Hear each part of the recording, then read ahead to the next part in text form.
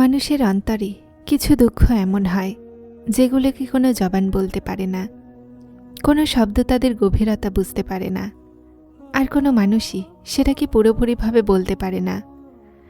এমন দুঃখ যা হালকাভাবে মনের কোনো কণাতে বসে যায়, শ্বাস নিয়ে উঠে বসে, হাসির পিছনে লুকিয়ে থাকে, আর রাতের নিস্তব্ধতায় চোখগুলোকে ভিজিয়ে ফেলে। এটা সেই দুঃখ যেগুলোর ওপরে আমরা অন্যকে দেখে হাসতে থাকি, কিন্তু ভিতরে ভাঙতে থাকে। সেই সময় যখন মনে হয় হয়তো দুনিয়াতে কেউ নেই যে সত্যি শুনতে পারে, কেউ নেই যে মনের বোঝা ভাগ করে নিতে পারে।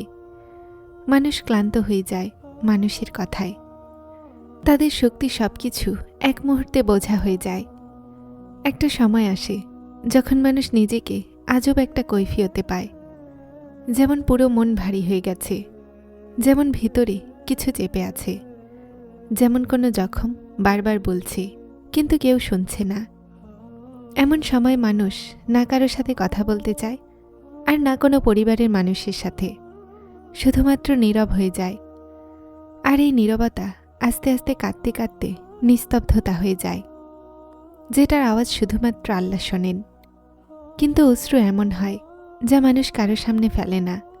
সে কাঁদে কিন্তু দরজা বন্ধ করে, সে ছটফট করে কিন্তু আওয়াজ লুকিয়ে, সে ভাঙে একাই কিন্তু আল্লাহ তার নীরবতাকেও শোনেন।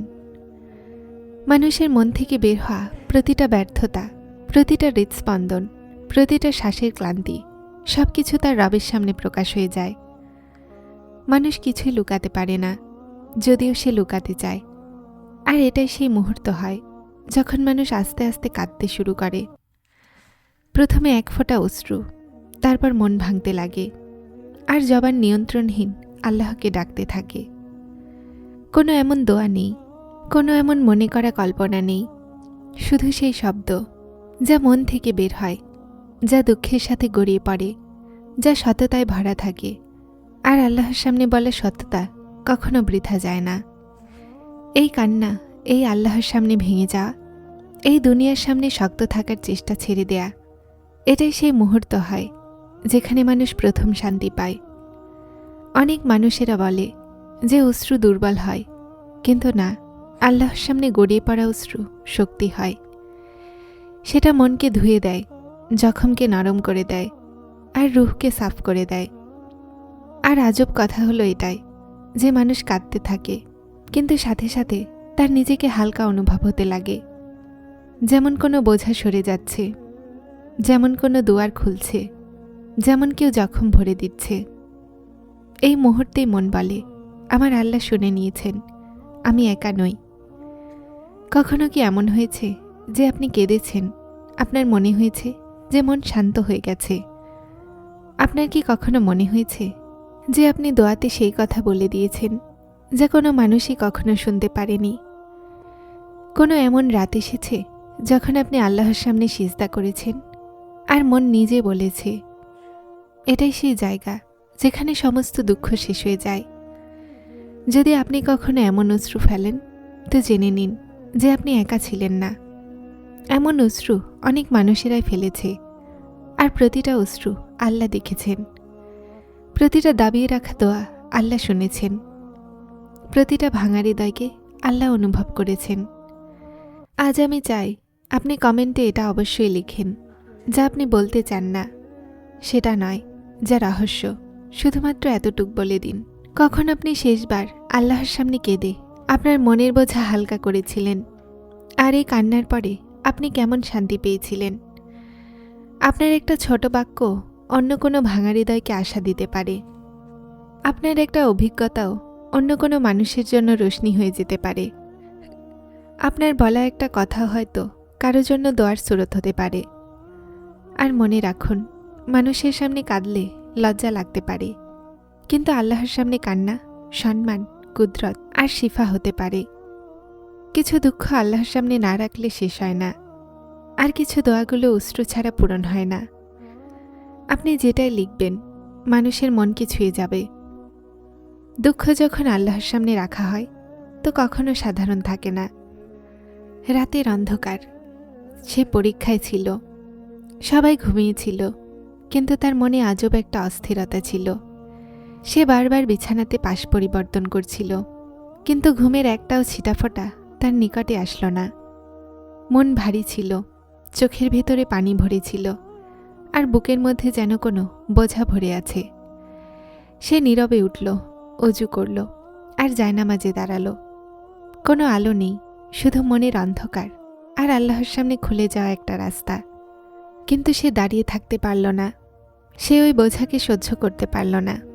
সে বসে গেল, তারপর সিজদাতে চলে গেল, যেমন মন আপনা আপনি রাস্তা খুঁজে আল্লাহর কদমে পড়ে গেছে। আর তারপর সেই মুহূর্ত আসলো যা বছর ধরে তার ভিতরে জমেছিল। অশ্রু আটকাতে পারল না। একটা অশ্রু ভেঙে পড়ল, দ্বিতীয়বারও গড়িয়ে পড়ল, আর তৃতীয়বার সে বিনা ভাষায়, কিন্তু পুরোপুরি সে মন দিয়ে আল্লাহর সাথে কথা বলছিল। বিনা ভাষায়, কিন্তু পুরো সততার সাথে। সে ভেঙে যাচ্ছিল, কিন্তু আজব কথা হলো এটাই যে এই ভাঙাতেই সে শান্তি পাচ্ছিল। ইয়া আল্লাহ, আমি ক্লান্ত হয়ে গেছি। এই প্রথম বাক্য ছিল যা তার জবান বলেছিল। এটা সেই কথা ছিল যা সে কখনো কোনো মানুষকে বলেনি। দুনিয়ার সামনে সে সবসময় মজবুত, বুদ্ধিমান, কিন্তু আল্লাহর সামনে সে একটা ভাঙা মানুষ ছিল। সে বলছিল আর কাঁদতেই ছিল। মনের প্রতিটা ফেটে যাওয়া রাস্তা, প্রতিটা দাবিয়ে রাখা ভার, প্রতিটা লুকিয়ে রাখা দুঃখ, প্রতিটা এমন ভাবনা যা কাউকে বলার শক্তি ছিল না, সেই সব কিছু অশ্রুর সাথে গড়িয়ে পড়ছিল। ইয়া আল্লাহ, আমি নিজেকে খুবই একা অনুভব করছি। মানুষ বলে সব কিছু ঠিক হয়ে যাবে, কিন্তু কিভাবে হবে? ভেতরে একটা শূন্যতা আছে, একটা ক্লান্তি আছে, একটা বোঝা আছে। আমি কাকে বলবো? কে শুনবে? কে বুঝবে? শুধু আপনিই আছেন যার সামনে আমি এই সব কিছু বলতে পারবো। জীবনে কিছু জখম এমন হয় যেটাকে মানুষ নিজেও পুরোপুরিভাবে বুঝতে পারে না।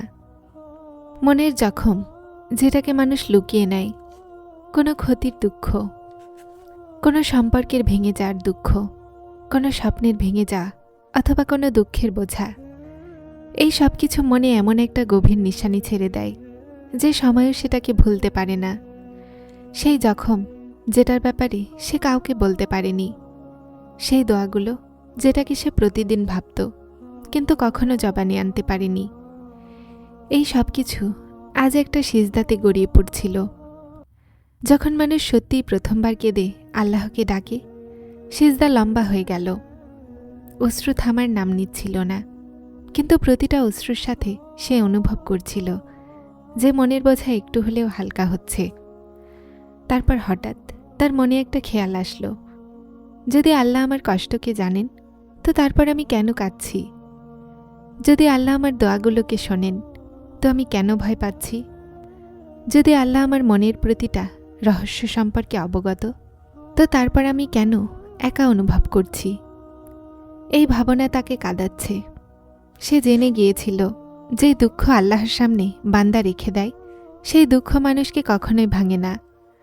সেই দুঃখই সমাধান হয়ে যায়, সেই দুঃখই দোয়া হয়ে যায়, সেই দুঃখ রহমতে ইলাহির মাধ্যম হয়ে যায়।